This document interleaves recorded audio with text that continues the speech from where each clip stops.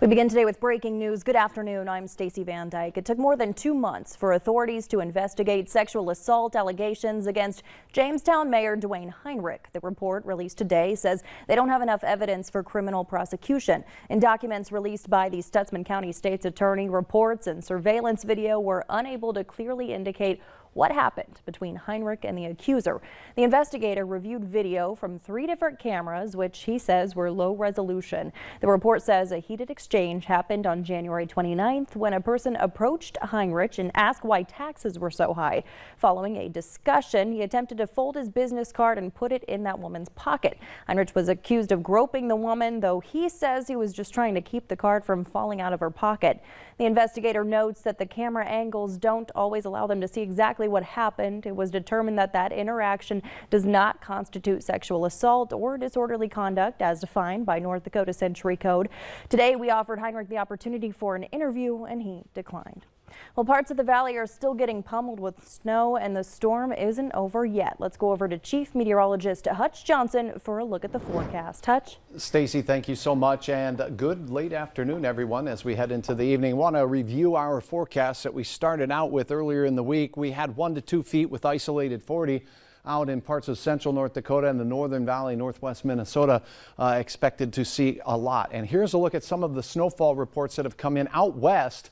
Anywhere from 12 to 24 inches, so that 1 to 2 feet did verify out there. We have reports of some drifts that are in excess of 10 feet in places. In our area, look at this. Now, Grand Forks area and points north, a good foot or more. Larimore, the big winner. The way things look, 18.9. We're not done yet either. Hatton, 5 to 10 inch reports across much of the area as well. Once you get north of the I-94 corridor, and Bald Hill Dam got 6 inches.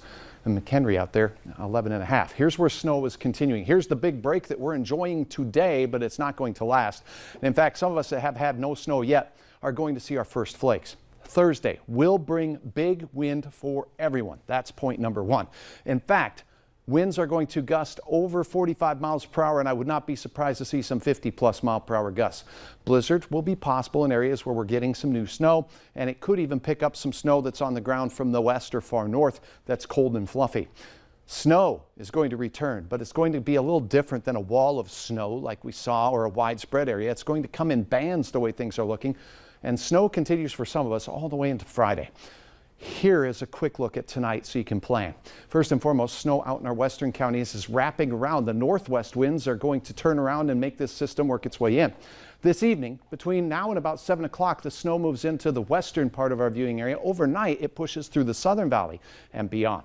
We'll have hour-by-hour details on what you can expect as far as how much snow you can expect in your area, but additional snowfall totals could be very close to, when we add them up with what we got now, on top of the additional forecast snow, to what we were talking about. Who might see that 3 feet or more of snow?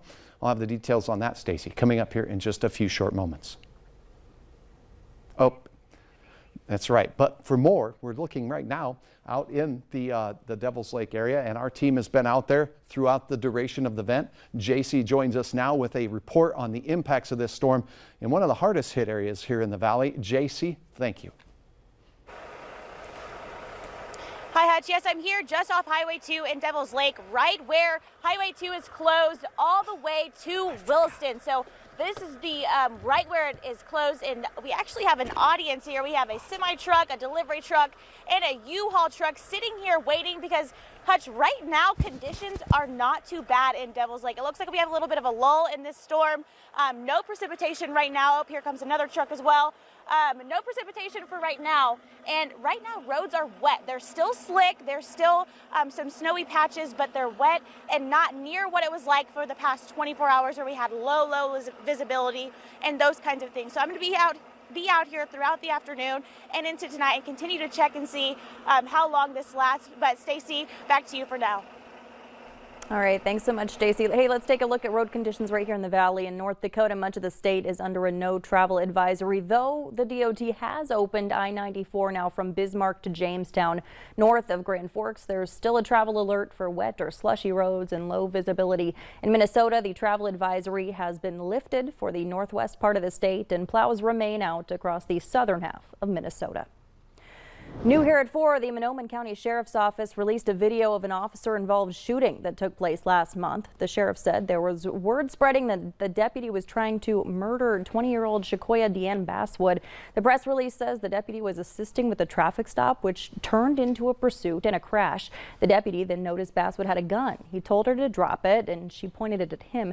The deputy fired his gun and struck Basswood. He then gave her medical attention. Basswood had warrants out for her arrest at the time and is now being charged with first-degree assault and attempting murder, among other charges. A man accused of shooting a woman in Pelican Rapids is now charged with second-degree attempted murder. He's been on the run for several days after the shooting on Sunday and was arrested in Redwood County after a police chase yesterday. Court documents say the victim had an order of protection against him, and when she saw his vehicle on the street, she ran into the home, but he pushed his way in and started punching and kicking her. A witness said they watched him shoot the victim in each leg and her lower abdomen. He told police he was on his way to shoot someone else when he was arrested. A scary situation in one Fargo neighborhood when the SWAT team and police conducted a high-risk search warrant. That happened around 9 this morning in the 900 block of 26th Street South. A perimeter was set up around the house and a flashbang device was used. Police tell us 2 people were detained.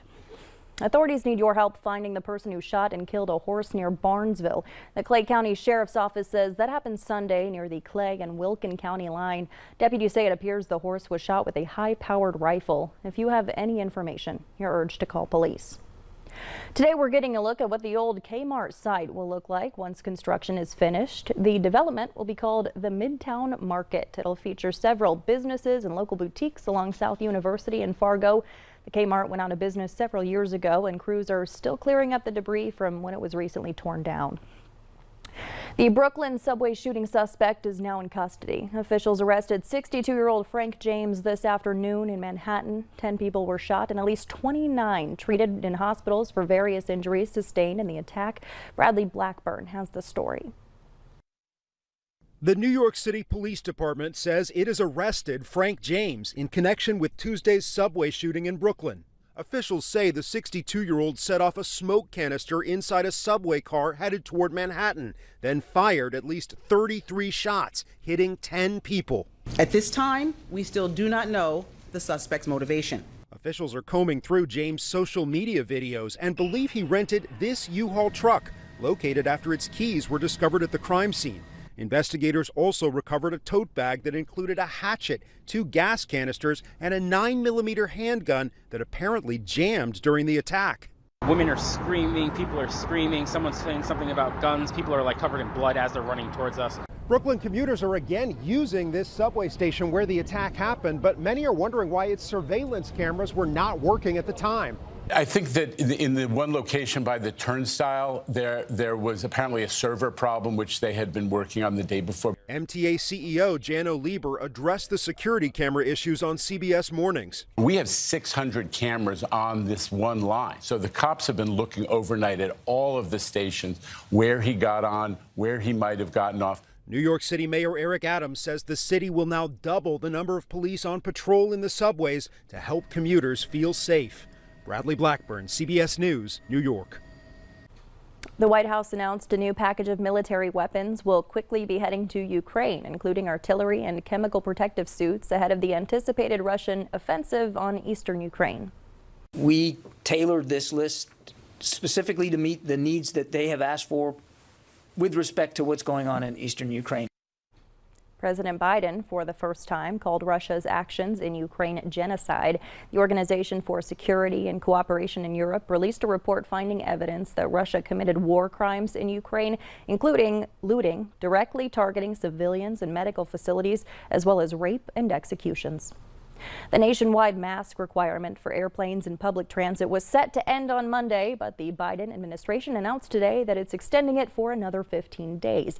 They say they need time to study the BA2 Omicron subvariant that's now responsible for the majority of cases in the U.S.